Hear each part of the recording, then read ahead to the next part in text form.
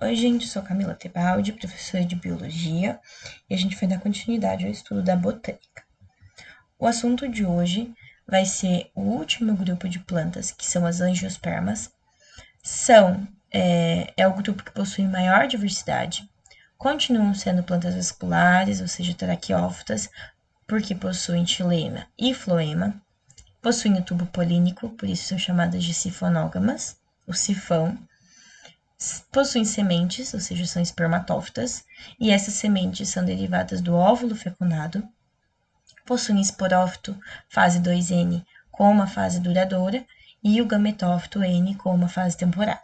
No caso do gametófito masculino é o grão de pólen e o tubo polínico, e do feminino é o saco embrionário. Aqui a gente vai ter duas novidades evolutivas bastante importantes, que são a flor e o fruto. A flor é o órgão reprodutivo dessa planta e, por ele ser evidente, ela é classificada como uma planta fanerógama. No caso do fruto, é advinda do desenvolvimento do ovário. Possui polinização e dupla fecundação, que a gente vai entender quando a gente entender o ciclo de vida.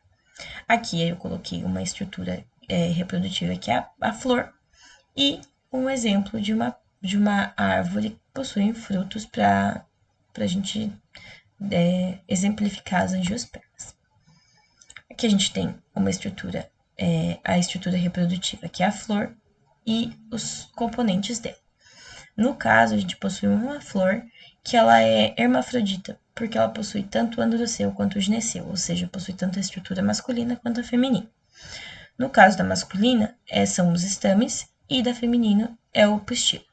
Nesse pistilo, a gente vai ter essa abertura aqui em cima, que se chama estigma, e o estilete, que é essa parte mais comprida aqui, por onde vai crescer o tubo polínico.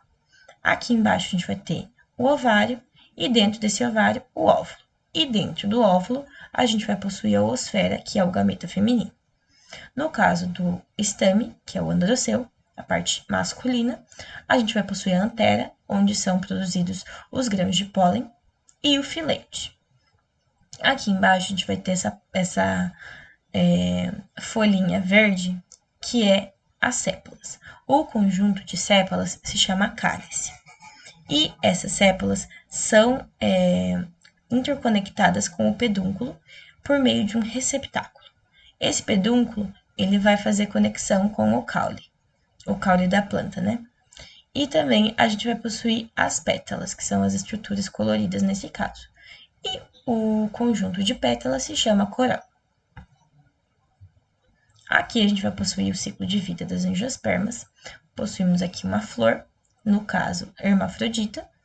Aqui a gente vai ter a antera, onde são produzidos os grãos de pólen. Essa antera é 2N, e por meio de meiose, aquela divisão reducional, a gente vai ter a produção de micrósporos, N, né, haploides.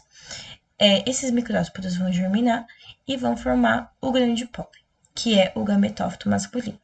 No caso da parte feminina, aqui a gente vai possuir o ovário, dentro desse ovário possui o óvulo, e dentro desse óvulo a gente vai ter núcleos polares e a oosfera, que são as estruturas mais importantes que tem aqui dentro.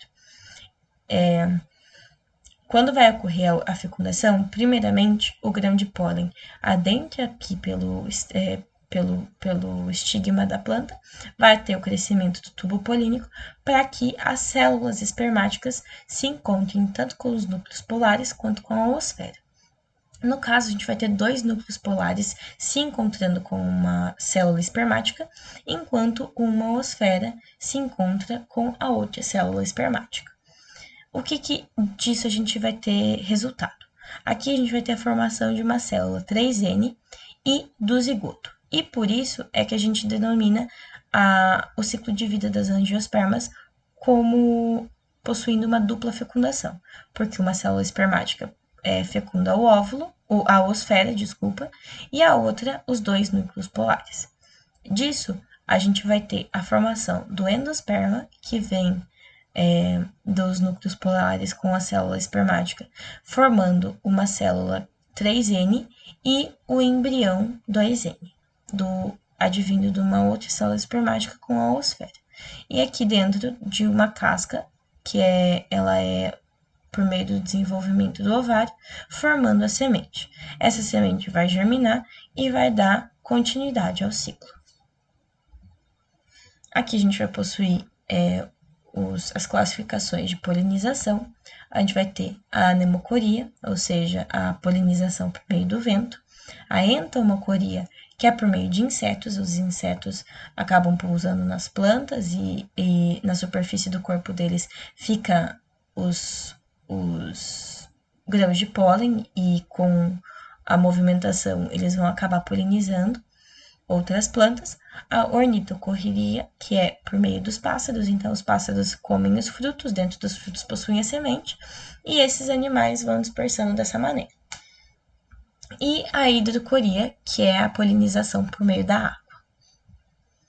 Aqui a gente vai ter a classificação das angiospermas em monocotiledôneas e dicotiledôneas. Os cotilédones são estruturas que vão fornecer nutrição para o embrião. E a partir disso, a gente vai ter duas classificações. As dicotiledôneas, só para lembrar, também são denominadas de eudicotiledôneas.